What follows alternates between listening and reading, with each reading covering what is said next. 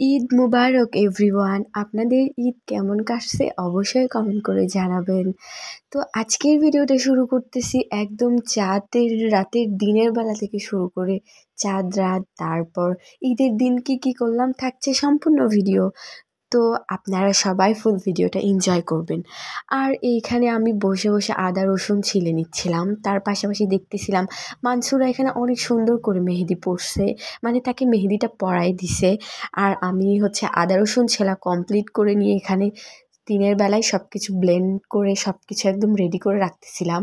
আর রাতের বেলায় এখানে জাস্ট 20 মিনিট লাগছে আমার এই মেহেদিটা দিতে। তারপরে আমি এই মেহেদিটা মানে তেমন দিই না, কিন্তু আমি যখন ব্যবহার করছি ভাবছি 5 মিনিটে যেহেতু রং হবে সেহেতু স্মার্ট মেহেদিটাই ব্যবহার করি। কিন্তু আমার হাত অনেক জ্বালা করতেছিল, যার কারণে আমি জাস্ট মেহেদি পরা শেষ হয়েছে আর আমি হাত ধুয়ে ফেলছি। তারপরে অনেক সুন্দর কালার হয়েছে। আর সারা রাত একদম ঘুমাই নাই, বসে বসে কি করছি সেগুলোও শেয়ার করব পরবর্তী ভিডিওতে। এইখানে সকাল 5:30টার দিকে আমি এই ভিডিওগুলো করতেছিলাম বাহিরে আসে। আর এইটা ঈদের দিন সকালবেলা আমি রেডি হচ্ছিলাম।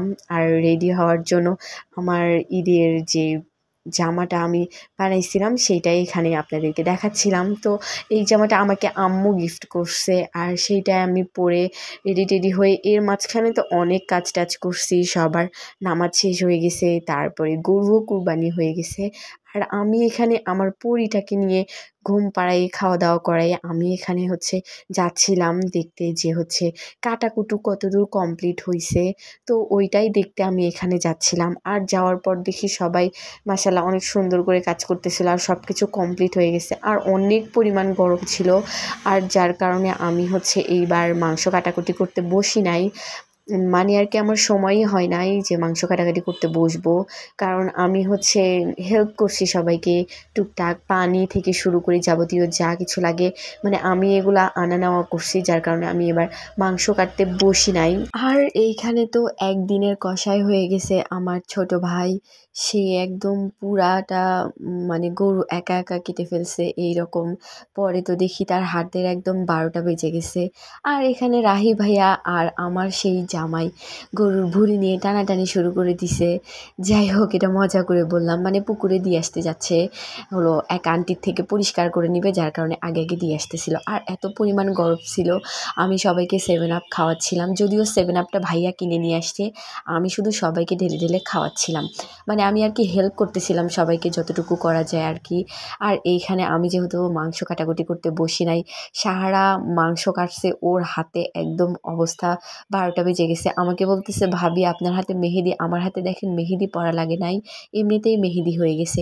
আর এইখানে বাবা চা খায়, তার গরম শীত লাগে না, কারণ বাবার অনেক ঠান্ডার সমস্যা। আর এইখানে সকাল সকাল চা বানায় ফ্লাক্সে রাখা হয়েছিল, কারণ বাবা একটু পরপর চা খায়, আর আমি সেগুলাই বাবাকে একটু পরপর পান চা এগুলাই দিচ্ছিলাম। তারপর দেখি যে গাছের নিচে মাংস কাটাকুটি করা হচ্ছিল, ওইটা জাম গাছ ছিল, জাম দেখি পড়ছে, আমি আবার সেগুলা কুড়াচ্ছিলাম।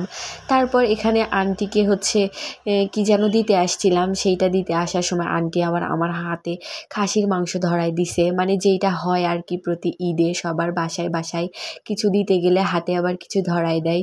তো আমার সাথেও সেম অবস্থায় হয়েছে। আর এইখানে মাংস টাংস সব কিছু বাসায় নিয়ে আসার পর আমি ধুয়ে সব কিছু রেডি করে আম্মুকে পরিমাণ দেখায় মাখে একদম রান্না করতেছিলাম।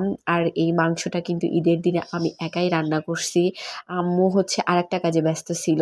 আর এইখানে চুলাতে এত পরিমাণ রোদ আর আগুনের তাপে আমি একদম শেষ হয়ে গেছি। তো আজকের ভিডিওটা আমি এখানেই শেষ করতেছি। আপনাদের ঈদ চাঁদ রাত কেমন কাটলো অবশ্যই কমেন্ট করে জানাবেন।